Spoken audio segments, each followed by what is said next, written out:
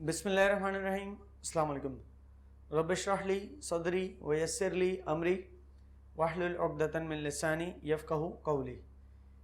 Welcome to squad academy. मेरा नाम उज़ैर अहमद है और मैं आपको क्लास 9th की मैथमेटिक्स पढ़ाऊँगा। हम कोर्स पे आए इससे पहले आई होप कि आप लोगों ने ओरिएंटेशन क्लास हमारी ले ली होगी, जिसमें बताया है कि हम किस तरीके से हमारे लेक्चर प्रेजेंट करेंगे। हमारी स्क्रीन के ऊपर प्रेजेंटेशन चल रही होगी। कोई एक्सटेंसिव वर्किंग है तो उसके लिए हमारा वाइट बोर्ड है।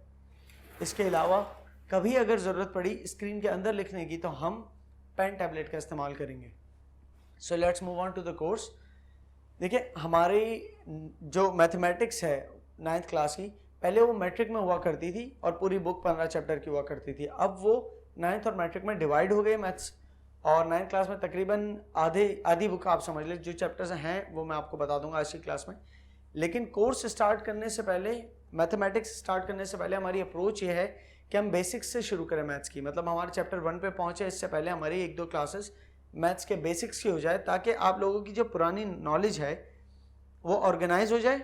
मतलब जितनी पुरानी नॉलेज है उसके साथ हम थोड़ी सी क्लासेस लेके चलें आगे, और उसके बाद हमारे चैप्टर्स कनेक्ट करें, ताकि जो आप ऑलरेडी जानते हैं वो एक सीक्वेंस में आ जाए। उसके बाद आपके लिए कनेक्ट करना आसान हो जाए हमारे चैप्टर्स के साथ। ठीक है, तो आज की हमारी क्लास बेसिक्स की है। इंट्रोडक्शन मैथमेटिक्स का है। इंट्रोडक्शन के अंदर हम टोटल जो मैथ्स की ब्रांचेस है उसके हवाले से पढ़ेंगे और एक नंबर लाइन के बारे में पढ़ेंगे। तो इस इंट्रोडक्शन की क्लास के अंदर हम बेसिक मैथ्स की जो ब्रांचेस हैं उनके बारे में पढ़ेंगे थोड़ा थोड़ा, और नंबर लाइन के बारे में पढ़ेंगे कि एक नंबर लाइन क्या होती है, और डेसिमल पॉइंट क्या होता है, फ्रैक्शन क्या होता है। ये थोड़े कुछ बेसिक्स हैं आज की क्लास के हमारे। तो लेट्स जस्ट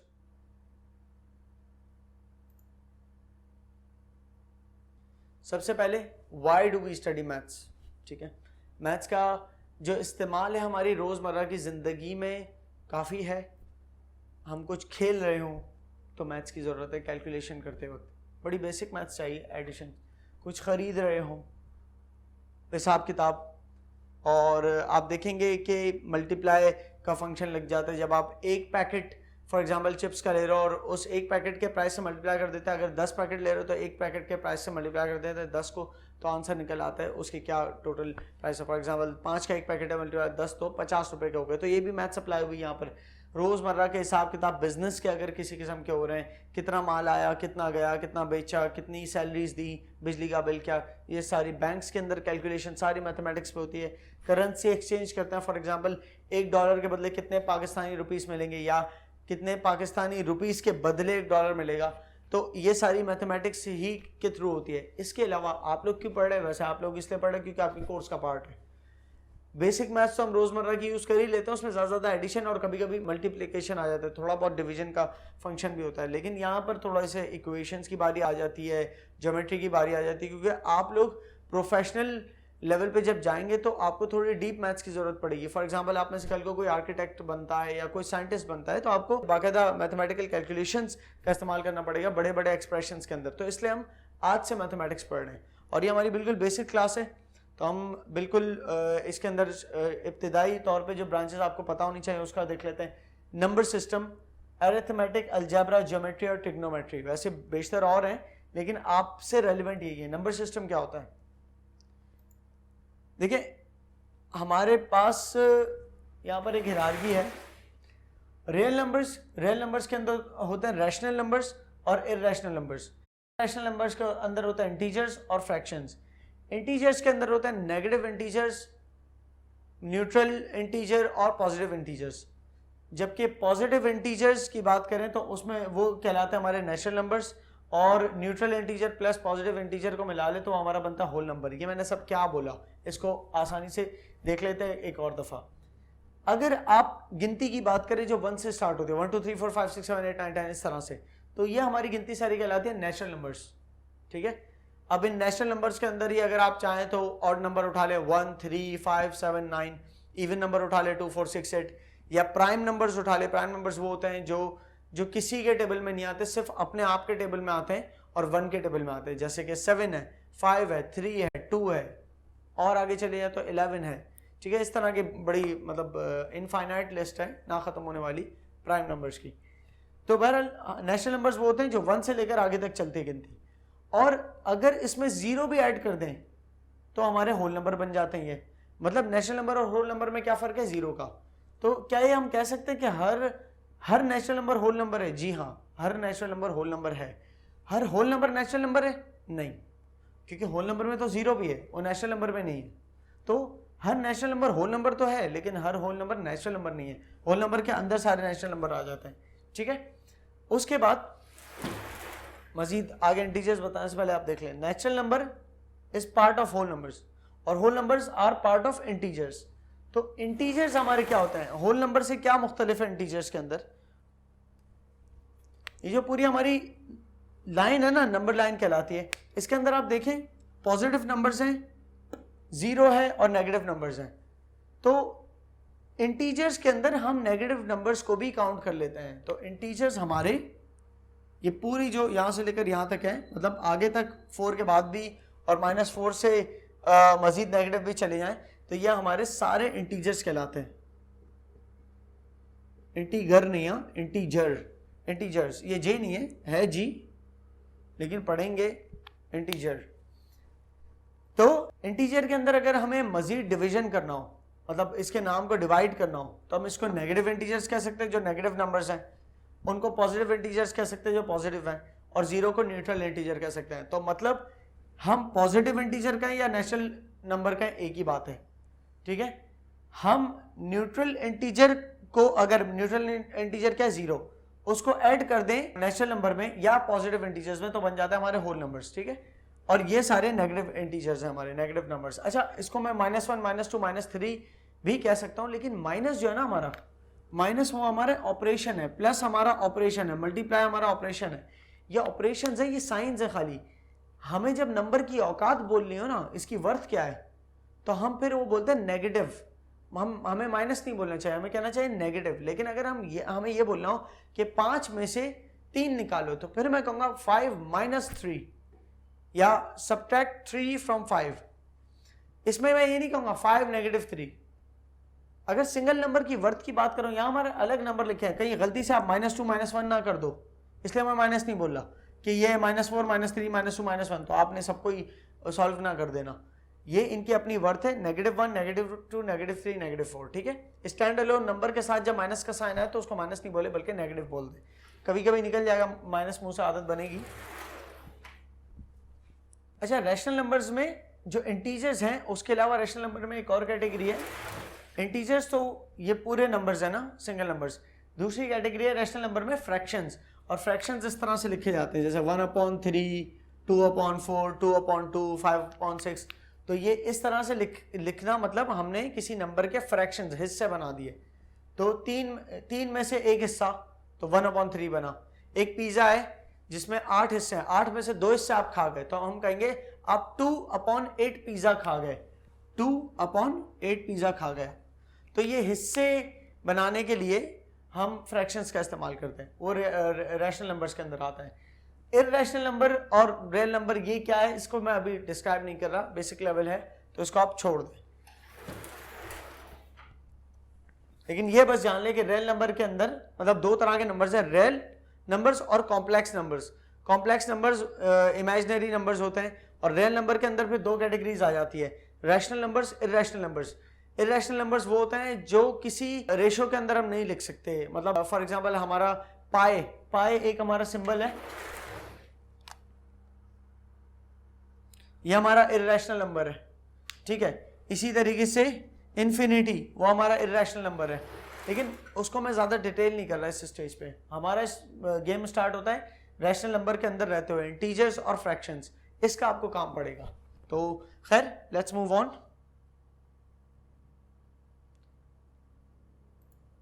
अरिथमेटिक सिंपल है, हमारे 4 ऑपरेशंस है, एडिशन, सब्ट्रैक्शन, सब्सट्रैक्शन नहीं है, subtraction, addition, subtraction, multiplication, division, सही है। और इन चारों ऑपरेशंस की साइंस क्या है? Plus, minus, multiply, divide. अच्छा, हम कोई 2 नंबर्स को ऐड करते हैं तो उसका आंसर क्या जो आंसर निकलता है वो क्या कहलाएगा? आंसर।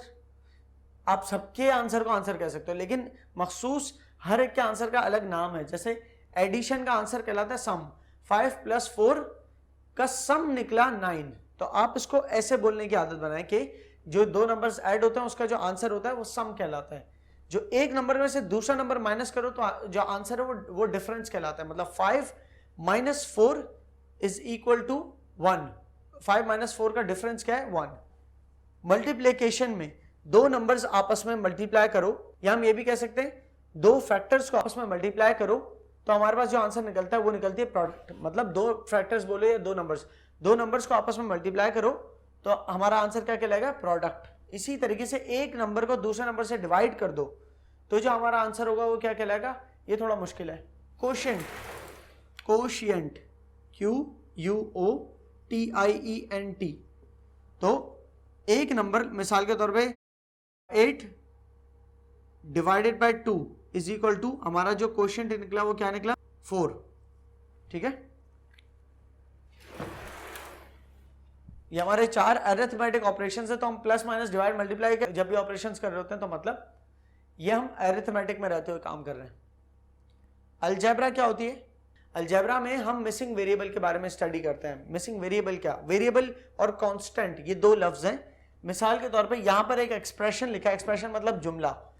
ये अलजेब्रा का एक्सप्रेशन है, अलजेब्रा का एक जुमला है x + 20 = 45। तो इसके अंदर कांस्टेंट क्या चीज है जिनको अपनी जगह से हिला नहीं सकते?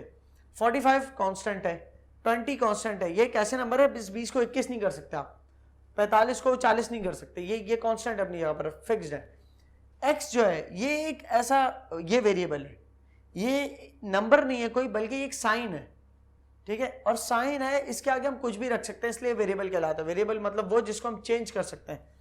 और हमें 45 तक पहुंचना है। मिसाल के तौर पे यहाँ पर 45 किलो घास रखी है और हमारे पास यहाँ 20 किलो वजन ऑलरेडी रखा है। अब हमें नहीं पता बाकी वजन कितना रखना है, तो ये तराजू बराबर होगा तो बाकी वजन हम रख के चेक करेंगे। 10 किलो और रखा तब भी बराबर नहीं होगा, फिर 10 किलो और रखा तब भी बराबर नहीं हुआ, फिर 5 किलो और रखा तो टोटल 25 किलो रखा तब जाके बराबर होना है। 25 + 20 = 45। तो ये जो हम 10 रख रहे हैं फिर 10 रख रहे हैं, ये वेरी कर सकते हैं हम इसको। ठीक है, और वेरी कब तक करें? जब तक हमें हमारे मतलब का आंसर ना निकले, बैलेंस ना हो जाए। तो 25 यहाँ रखो + 20 रखो और = 45। तो अलजेब्रा का बिल्कुल एक बेसिक एक्सप्रेशन है, बेसिक जुमला अलजेब्रा का।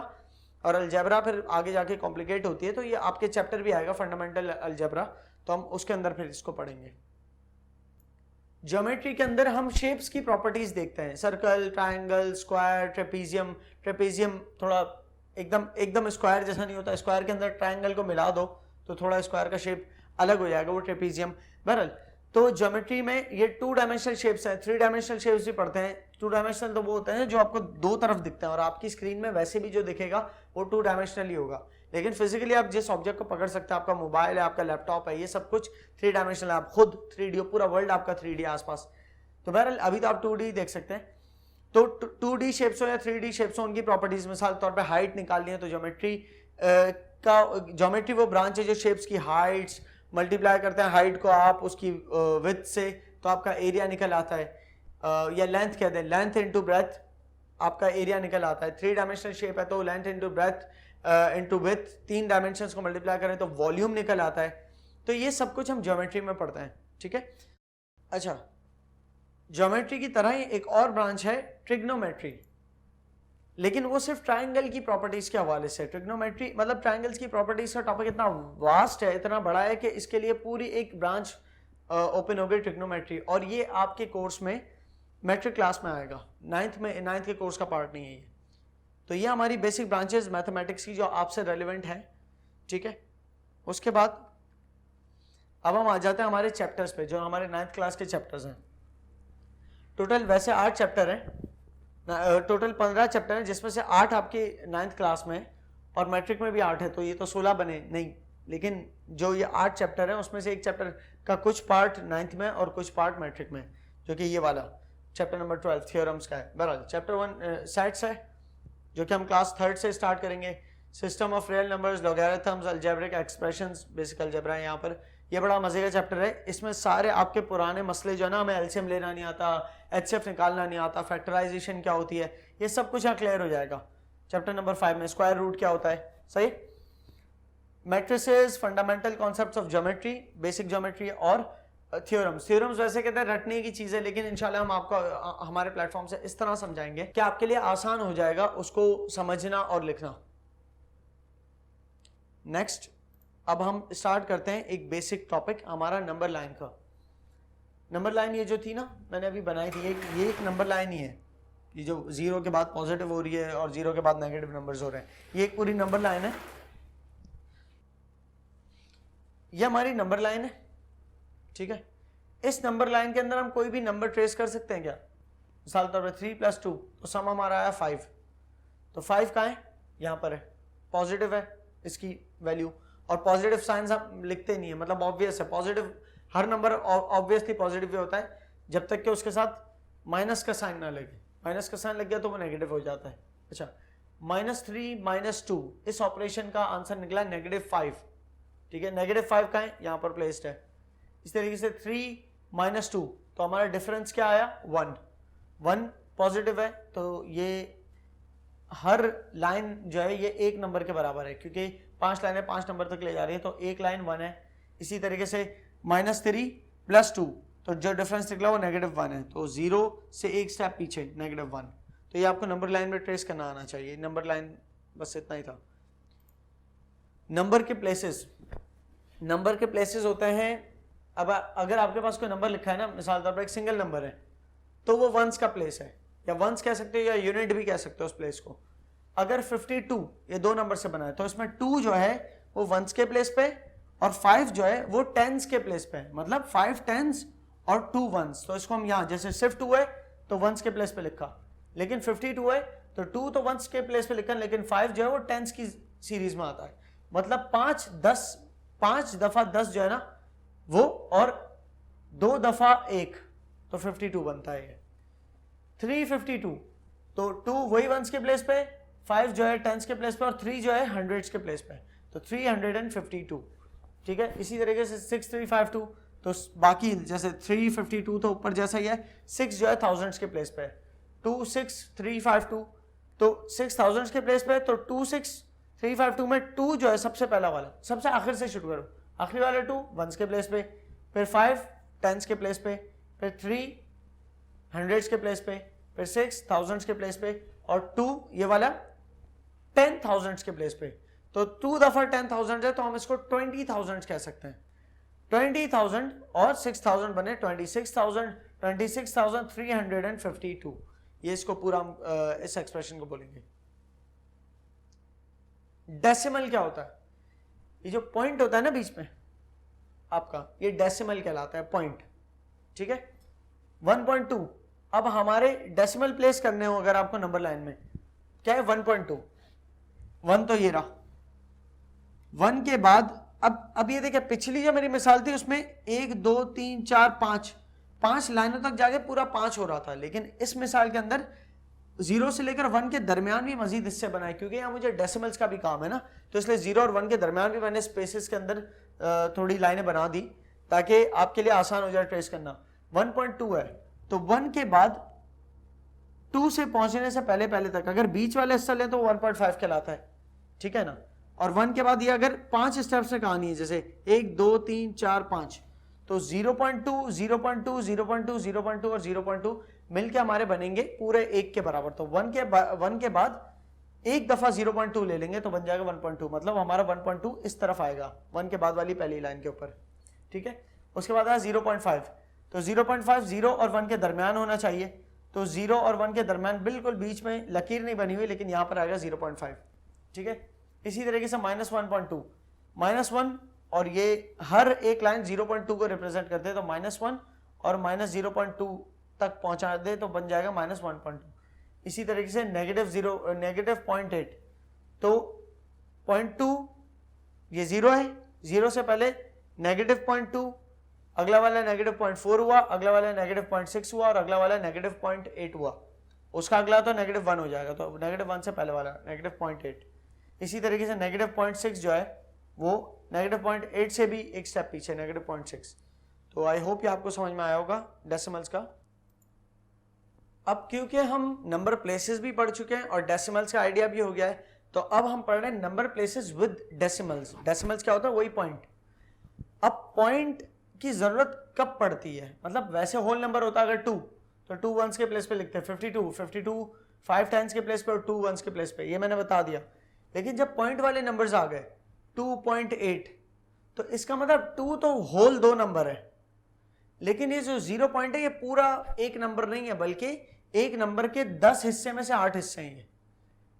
पॉइंट के फौरन बाद वाला 10th प्लेस कहलाता है, 1th नहीं है। मतलब अगर पॉइंट के यहाँ 1s है तो पॉइंट के बाद वाला 1th आप कह दोगे, नहीं 1th नहीं होता। एक के 10 हिस्से करें अगर, तो एक के 10 हिस्सों में से कितने हिस्से? 8 हिस्से। इसी तरीके से पॉइंट के बाद वाला, मतलब पॉइंट के बाद 10th प्लेस है, उसके बाद वाला 100 प्लेस है, मतलब एक के अगर 100 हिस्से करें तो उसमें से इतने हिस्से।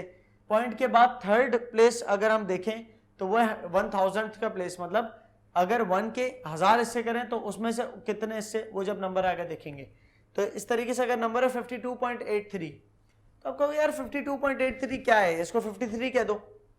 मतलब 52 के बाद 0.83 समझ नहीं आ रहा, इसको 53 कह दो। भाई कहीं कहीं चल जाता है, जैसे आप पेट्रोल भराने गए तो उसने आपकी टंकी फुल करते करते आपने कहा यार टंकी में ऑलरेडी पेट्रोल मौजूद है, इसमें ज्यादा नहीं आएगा, आपने कहा भरो जितना आता है, तो उसने भरने लगा तो 52.83 रुपए का पेट्रोल आया। तो यार आप इसको 52.83 दे ही नहीं सकते, करेंसी नहीं हमारी 0.83 तक जाने वाली। कम से कम भी आप दे सकते हो तो इसको 52 या तो दे दो अगर वो मान जाए, लेकिन वो कह रहा है नहीं यार हम कम नहीं ले सकते, तो आप उसको 53 दे दोगे, राउंड ऑफ कर दोगे, इसको कहते हैं राउंडिंग ऑफ। लेकिन यहां तो चल जाएगा, लेकिन अगर आप सोना फॉर एग्जाम्पल खरीदने गए, उसने आपको सोना दिया 52 ग्राम तो दिया, मतलब उसने दूसरी तरफ वेट रखा और सोने को तोला, तो 52 ग्राम रखा ना तो सोना भारी आ रहा था। उसने 53 एक और ग्राम रखा तो 53 ग्राम ज्यादा हो गया, सोना थोड़ा हल्का हो गया। अब आप क्या उसको 53 ग्राम के पैसे दोगे? नहीं, सोना तो महंगी चीज है, सोना हीरे जवाहरात ये बड़ी वैल्यूएबल चीज है। आप कहोगे भाई एग्जैक्ट बताओ इसका, तो उनका फिजिकल बैलेंस भी फिर एग्जैक्ट बताता है। तो 52 ग्राम्स तो पूरे हैं, और उसके बाद 1 ग्राम के 100 हिस्से किए जाएं तो उसमें से 83 हिस्से। अगर एक ही नंबर होता ना तो मैं कहता 10 हिस्से किए जाएं उसमें से 8 हिस्से, लेकिन 2 नंबर तक चली गई कहानी, तो 1 ग्राम के 100 हिस्सों में से 83 हिस्से। ठीक है, तो 0.83 ग्राम और ऐड कर दो 52 ग्राम में, उस हिसाब से मैं आपको पैसे दूंगा।